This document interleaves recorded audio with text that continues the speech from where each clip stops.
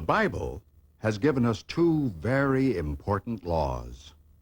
It tells us, "Thou shalt love the Lord thy God with all thy heart, and with all thy soul, and with all thy strength, and with all thy mind, and thy neighbor as thyself." One time a man asked Jesus, "Who is my neighbor?"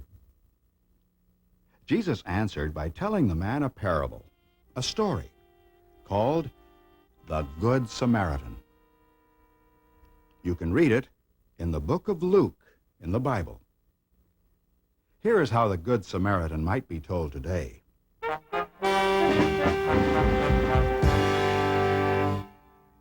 Once upon a time, a certain man was traveling on the steep and lonely, rocky road from Jerusalem to Jericho.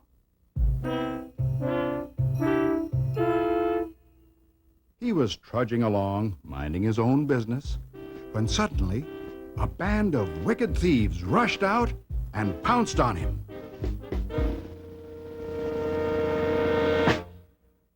They knocked him down and beat him. They tore his good clothes, grabbed his money, and ran away. The man was so badly hurt that he couldn't even get up from the ground. The poor fellow just lay helpless in the middle of the road for a long time.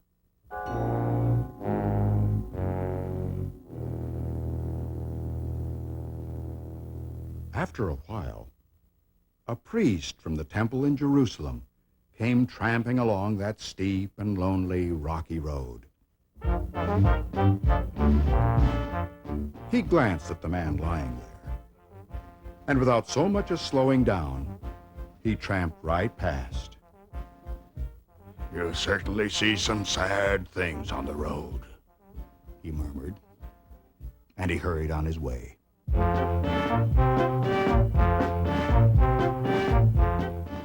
Pretty soon a Levite, a helper in the temple, came marching along that steep and lonely, rocky road.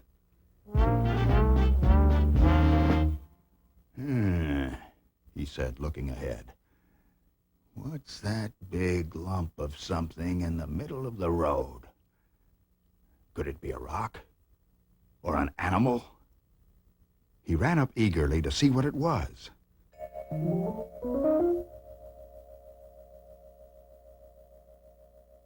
When he saw that the lump of something was a man lying hurt, he clucked sadly.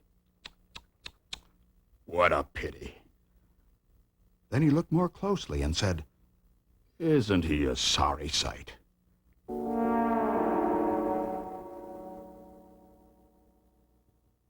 "He doesn't look like anyone I know. I wonder if he goes to the temple at Jerusalem." Then, with never a backward glance, he hurried on his way.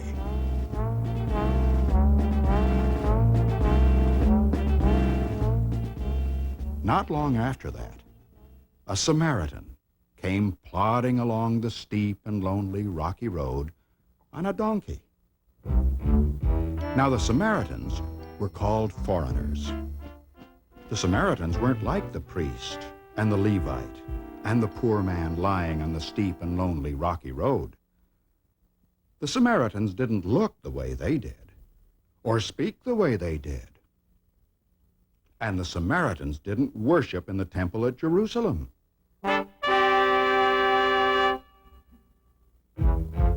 People thought the Samaritans weren't as good as other people. In fact, almost everybody thought the Samaritans were enemies. But the minute this Samaritan saw that poor fellow lying on the ground, he jumped off his donkey and hurried to help him.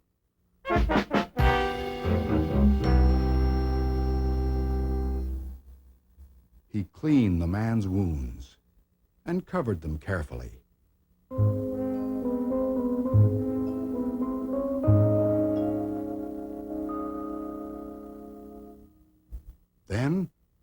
lifted him gently onto the donkey's back and took the man to an inn where he took care of him.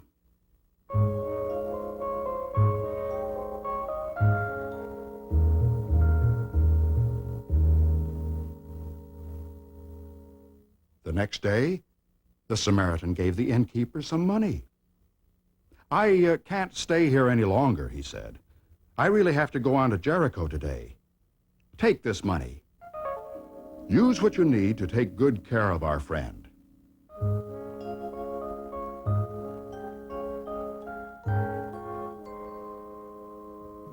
"And if you have to spend more than this, well, I'll repay you on my way back to Jerusalem."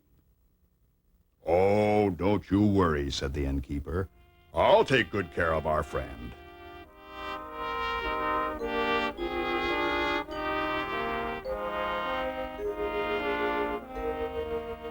So, the Samaritan climbed up happily on his donkey, and he started off once more on the steep and lonely rocky road to Jericho.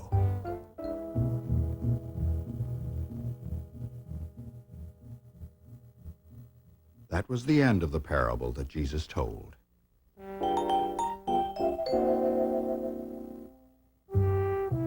Then Jesus asked the man who wanted to know who was a neighbor, "Which now of these three do you think was the neighbor to the man who fell among thieves?" "Oh, the neighbor was the Samaritan," the man answered. "He helped the poor fellow and was kind to him."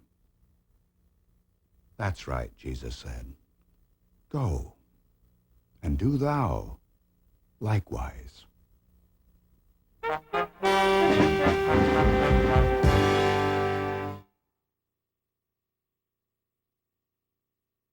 This is the story of Noah and the ark and the rainbow. It's in the Bible, in the book of Genesis, for everyone to read. You know, God always brings good to people. But in the days of Noah, many bad things were happening. That's because most people didn't pay any attention to God. But Noah listened to God. He was fair to everyone, and he acted just the way he ought to act. The Bible says Noah walked with God. Noah had a wife and 3 sons. His sons were Shem and Ham and Japheth, and they had wives too. One day, God told Noah, "Bad things are happening on the earth. They'll have to stop. Because so many people are being wicked, there's going to be a big flood. It's going to rain 40 days and 40 nights. It's going to rain so much that water will cover the whole earth. Every wicked thing will be washed away by the water. But you, Noah, have listened to me. You've been good. Now do exactly what I tell you to do. Then you and your family will be safe." Noah did exactly what God told him to do. He built an enormous ark. He built 3 closed-in decks on the ark, a lower deck, a middle deck, and an upper deck. He made rooms inside. He made a door in the side and put a window in the ark. He put a roof on top. He covered the inside and the outside with tar to keep out water. When he had finished all the work, Noah took his wife and his sons, Shem and Ham and Japheth, and their wives into the ark. God told Noah, "Take a male and female of every kind of animal and bird into the ark, too, and a male and female of every kind of reptile." Noah did. He took apes and badgers and bears and boars, hippos and foxes and goats and sheep, leopards and lions and moles and mice, hyenas and horses and jackals and pigs, camels and cattle and weasels and wolves, deer and elephants, dogs and cats. He took eagles and sparrows and ravens and owls, vultures and chickens and swallows and bats, swans and pelicans and peacocks and storks, ostriches, falcons and pigeons and doves. He took lizards and turtles and snakes and worms, caterpillars, ants and bees and beetles, and flies and locusts and fleas. And many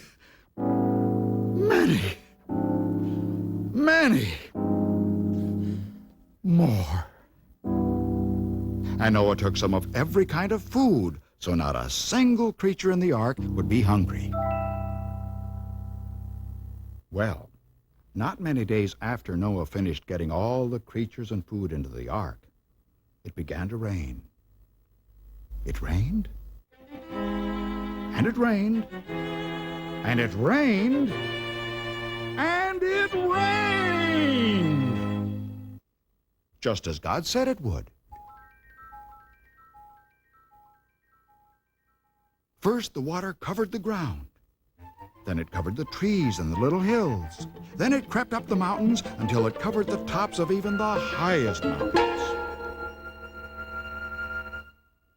It rained 40 days and 40 nights. Everything was covered with water. But the ark floated easily and smoothly on top of the water. And Noah and his family and all the creatures inside the ark were dry and snug and safe. Even after the rain stopped, the water covered the earth for months. Then the wind began to blow, and little by little, the water went down. At last, the ark came to rest on the mountain of Ararat. Soon after that, Noah looked out the window, and he could see the tops of the mountains. The water kept going down and down and down. So pretty soon Noah opened the window and sent out a dove. The dove flew around for a little while. When she couldn't find a dry place to perch, she came back to the ark. Noah put out his hand and took her in. A week later, Noah sent out the dove again. This time she was gone all day.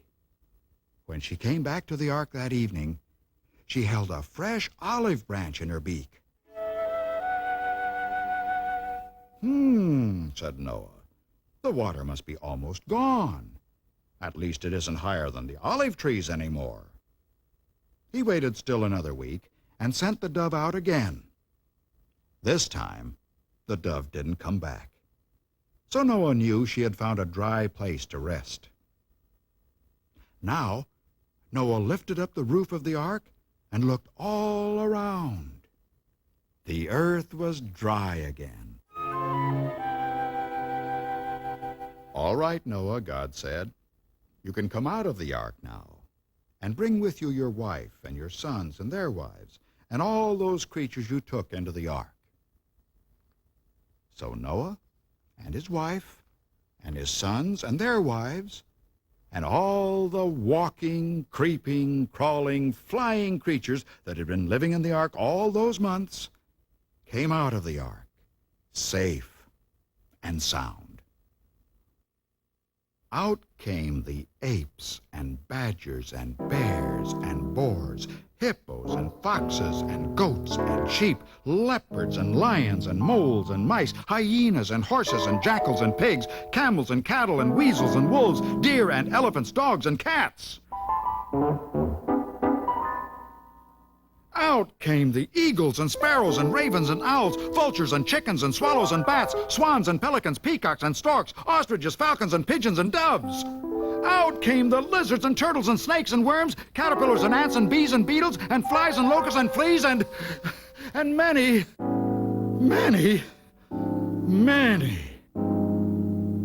more. And God told Noah, whenever you see a rainbow in the sky, remember that I'm always keeping you safe. Now, we don't have to wait for a rainbow to help us remember, do we? We can always know that listening to God and walking with God keeps us safe, just as it kept Noah and his family and all the animals in the ark safe and sound.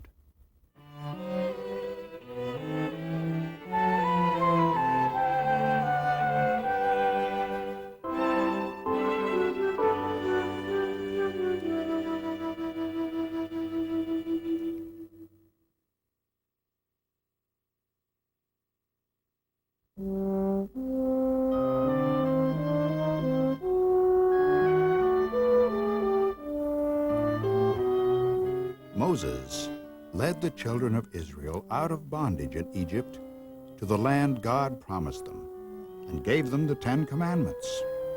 This is his story. It's in the Bible, in the Old Testament. Pharaoh, the ruler of Egypt, didn't like the Hebrews, the children of Israel. They weren't Egyptians, and he made them work very hard at tasks like making bricks by hand and building walls and roads. He forgot that long before, another Pharaoh had invited them to live in Egypt because Joseph, a Hebrew, had saved the Egyptians during a terrible famine. To keep their numbers from growing, Pharaoh ordered, "Throw every newborn Hebrew boy into the river Nile."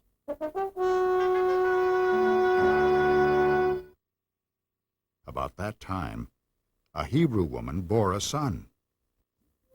She hid him at home for 3 months. Then she wove a snug little ark of reeds and made it watertight with clay and tar. She laid her baby in the tiny boat and set it among the reeds by the water's edge. Pharaoh's daughter came down to the river to bathe and saw the ark. She sent one of her maids to get it. "Oh," Pharaoh's daughter said softly when she opened it, "this is a Hebrew child." The baby's sister, Miriam, who was nearby watching, ran up to her. "Shall I call a Hebrew woman to take care of the baby for you?" she asked. When Pharaoh's daughter said yes, Miriam brought her own mother. So the baby lived with Miriam, his brother Aaron, and his own parents. When he was older, his mother took him to the king's palace to Pharaoh's daughter. She adopted him and named him Moses. Although Moses grew up as an Egyptian prince, he never forgot that he was a Hebrew, one of the children of Israel. One day, Moses saw an Egyptian boss beating a Hebrew worker. He was furious and killed the Egyptian. The next day, Moses saw 2 Hebrews fighting. "Why are you hitting your brother?" he asked the one who had started it. "Who made you a judge over us?" the man snarled. "Will you kill me as you did that Egyptian?" People knew what Moses had done. Because Pharaoh would have had him killed for this, Moses fled from Egypt to the desert land of Midian. One day, 7 sisters drove their father's sheep to a well there to get water. As soon as they filled the troughs, some rough shepherds chased them away to take the water for their own animals. Moses saw what was happening and chased away the shepherds. Then he helped the young women water their sheep. Moses married Zipporah, one of the sisters, and stayed in Midian. He became a shepherd, leading the sheep to find food and water and watching over them. One day, he led the sheep across the desert to graze near Mount Sinai, which also had the name Mount Horeb. There, he noticed a bush burning, but it never burned up.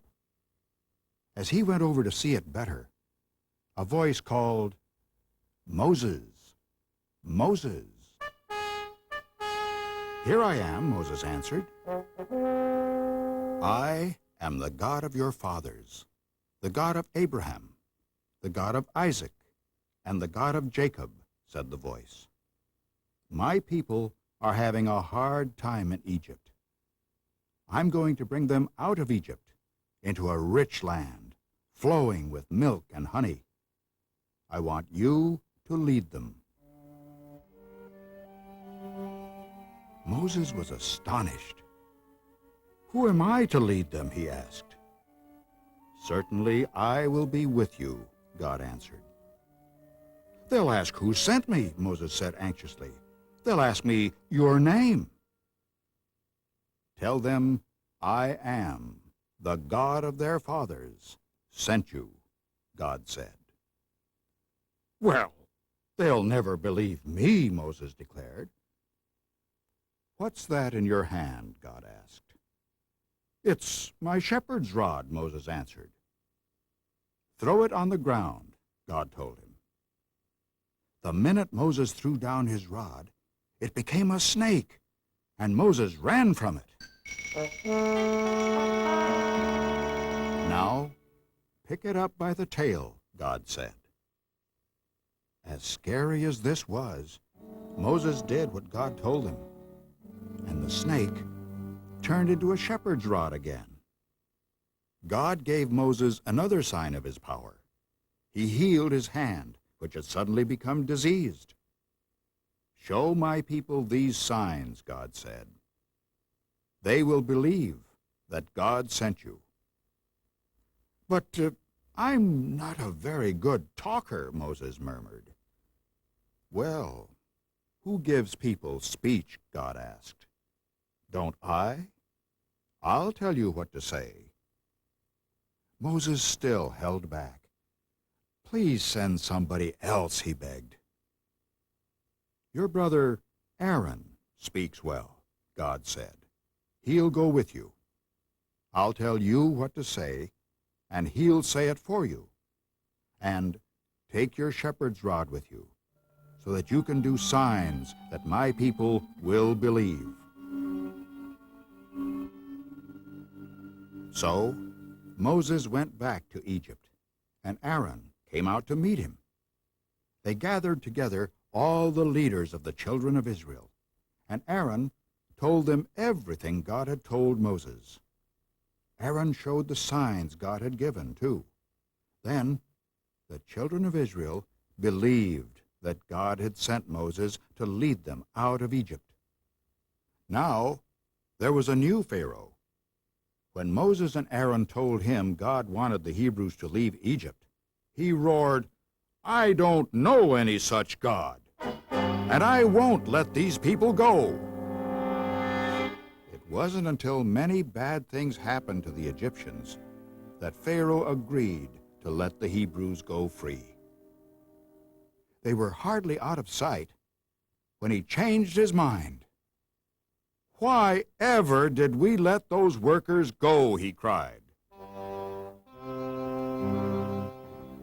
Pharaoh chased the Hebrews with 600 chariots. He caught up with them at the Red Sea. God had led them there with a pillar of cloud by day and a pillar of fire by night. The Hebrews were terrified as the Egyptians rushed toward them. They cried out to God, and they said to Moses, "Why didn't you let us alone? We'd rather be slaves in Egypt than die here." "Don't be afraid," Moses said. "Stay right here and see how God will take care of you. You'll never see the Egyptians again." Then God told Moses to lift up his rod and stretch out his hand over the sea. Moses didn't ask why. He did what God said. All that night, God made a strong east wind blow back the waters of the sea until the bottom was like dry land. The children of Israel walked easily across to the other side.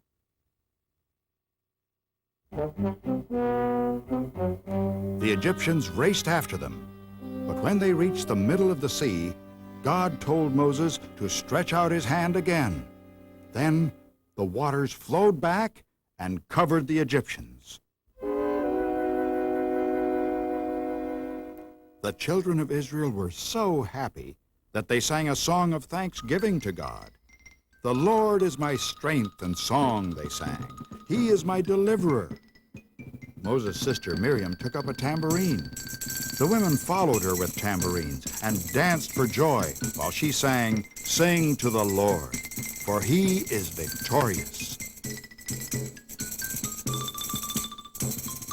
Now the people gladly followed Moses into the wilderness until they got hungry. "We should have stayed in Egypt," they howled. "At least we had enough to eat there. We'll die of hunger here." "They'll have plenty to eat," God promised Moses. That night, flocks of quail flew into the camp. So there was meat. And in the morning, tiny round white things covered the ground. They tasted like wafers made with honey. The Hebrews said, "It is manna." Moses said, "God has given us bread."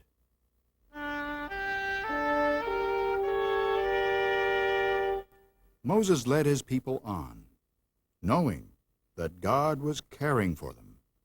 They had manna to eat and water to drink. Sometimes the water gushed out of bare rocks. But whenever anything went wrong, the Hebrews still doubted God and blamed Moses. No matter what happened, Moses talked with God and did what God told him to do. After many days in the wilderness, they came to Mount Sinai, where Moses had seen the burning bush. They made camp at the foot of the mountain. The children of Israel needed to understand not only their closeness to God, but also how to obey him and how to get along with each other. So, God called Moses to the top of Mount Sinai and said, "I am the Lord your God, who brought you out of Egypt, out of slavery."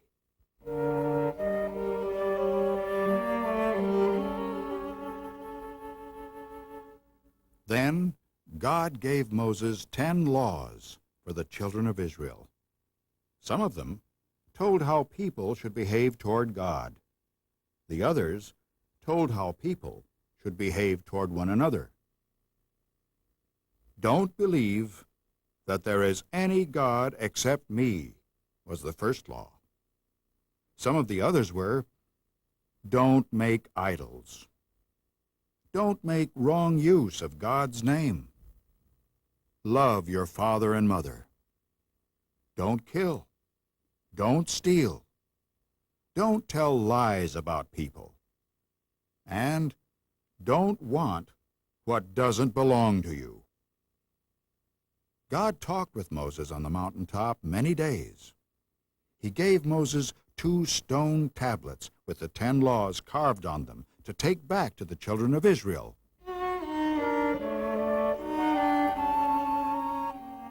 The people in camp were upset because Moses was gone so long. "We don't know what has happened to Moses," they told Aaron. "You must make a god to lead us now." They gave Aaron their gold jewelry, and he made a golden calf out of it for them to worship instead of worshiping God.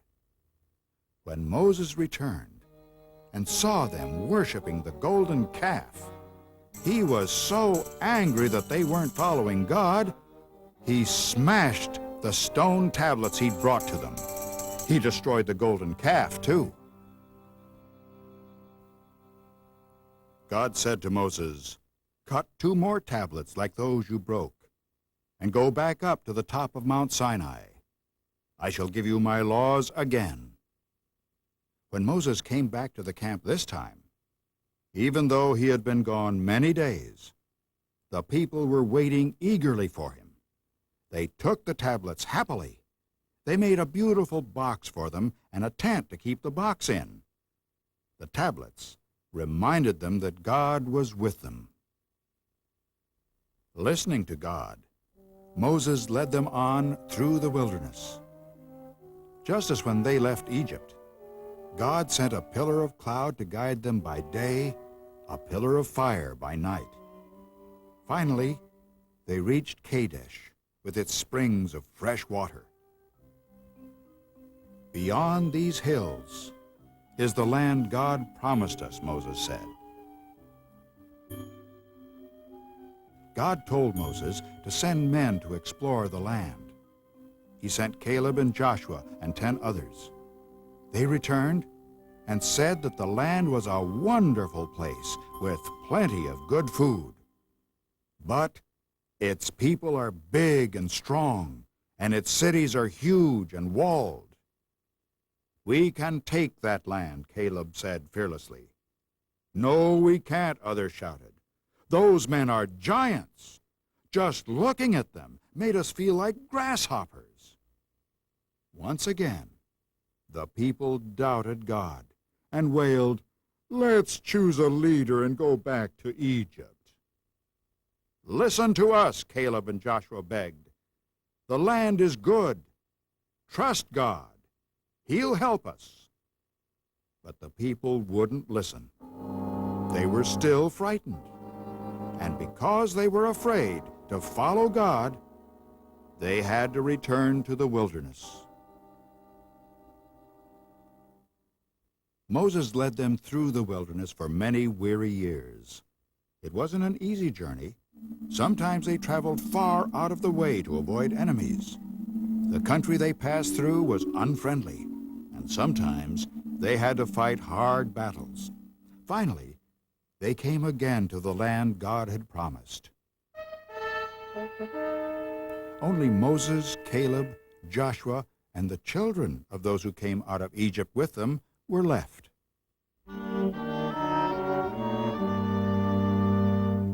God took Moses to the top of Mount Nebo.